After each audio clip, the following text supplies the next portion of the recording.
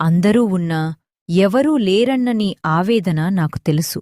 నువ్వు పడుతున్న కష్టం, పడుతున్న అవమానాలు అన్నీ నా దృష్టిలో ఉన్నాయి. కాని ఒక్కటి గుర్తుంచుకో, చీకటి తర్వాత వెలుగురాక తప్పదు. సింహం వెనక్కి తగ్గింది అంటే అది ఓడిపోయినట్టు కాదు, వేటను మొదలుపెట్టబోతున్నట్టు. నీ కష్టాలన్నీ తీరిపోయే రోజు దగ్గర్లోనే ఉంది. ధైర్యాన్ని వదలద్దు. నీ వెనుక నేనున్నాను.